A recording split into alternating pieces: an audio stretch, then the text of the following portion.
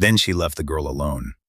Whenever the sorceress wished to visit, she stood beneath the tower and called, "Rapunzel, Rapunzel, let down your hair." Rapunzel would fasten her long golden braid to a hook beside the window and lower it to the ground. The sorceress would grasp the braid and climb it like a rope. Sorceress climbing the girl's long golden braid into the tower. The room held everything Rapunzel needed. She had a bed, books, food, candles, thread, and cloth. But she had no one to talk to except the sorceress. Rapunzel spent her days reading, sewing, watching birds, and wondering what life was like beyond the tower. Most of all, she loved to sing. Her clear voice floated through the open window, over the treetops, and far across the forest. Lonely golden-haired girl singing beside the tower window. Years passed.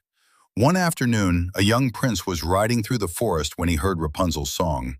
The voice was beautiful, but there was such loneliness in it that he stopped to listen. He followed the sound until he reached the tower.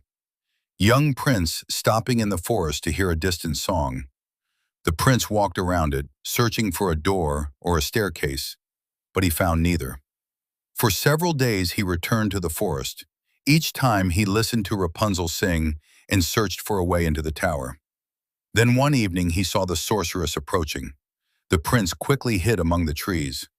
The sorceress stopped beneath the tower and called, "Rapunzel, Rapunzel, let down your hair." A long golden braid tumbled from the window. The sorceress grasped it and climbed to the top. Hidden prince watching the sorceress climb the golden braid. Now the prince knew how to enter. The following evening he stood beneath the window and called the same words. "Rapunzel, Rapunzel, let down your hair." Rapunzel lowered her braid, believing the sorceress had returned. The prince took hold of it and carefully climbed into the room. The moment Rapunzel saw him, she cried out and backed away. She had never met anyone except the sorceress. Startled tower girl meeting the gentle young prince. "Please don't be afraid," the prince said. "I heard you singing in the forest. Your voice was so beautiful that I wanted to meet you." Rapunzel studied his face. He looked almost as nervous as she felt, but his eyes were gentle. "You came because you heard my song?" she asked. "I did," he said. "I've returned every day just to listen." Rapunzel's shoulders slowly relaxed. Soon they were sitting beside the window. The prince told her about wide rivers, crowded marketplaces, colorful festivals, and roads that stretch from one kingdom to another. New friends talking beside the window about open gardens. "Are there really gardens where anyone may walk?" Rapunzel asked. "Yes," the prince said. "There are gardens with open gates, and anyone may enter." Rapunzel turned toward the window. Far below, the forest stretched in every direction. "I would like to see one someday," she said softly. As the sky began to darken, the prince prepared to leave. "Will you come back?" Rapunzel asked. "I will," he promised, and he did. The prince came back evening after evening. He brought stories from his kingdom, and Rapunzel shared the songs she had written during her lonely years. Young couples sharing stories and songs beneath the stars.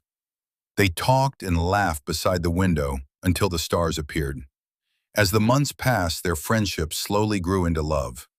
One evening, the prince took Rapunzel's hand. "Will you leave this tower with me?" he asked.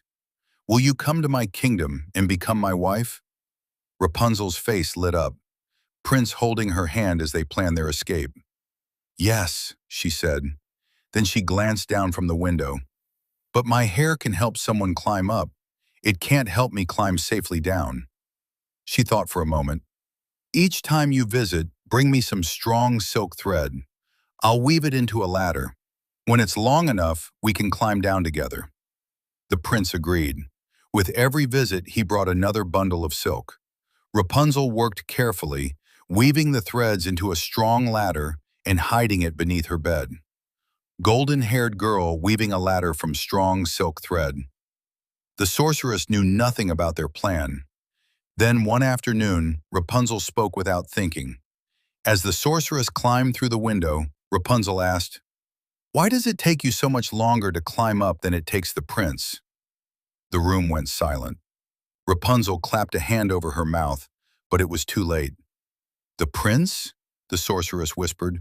Her eyes narrowed. You have been hiding someone from me. She snatched a pair of scissors from the sewing table. Snip! Rapunzel's long golden braid fell to the floor. Furious sorceress cutting the girl's long golden braid.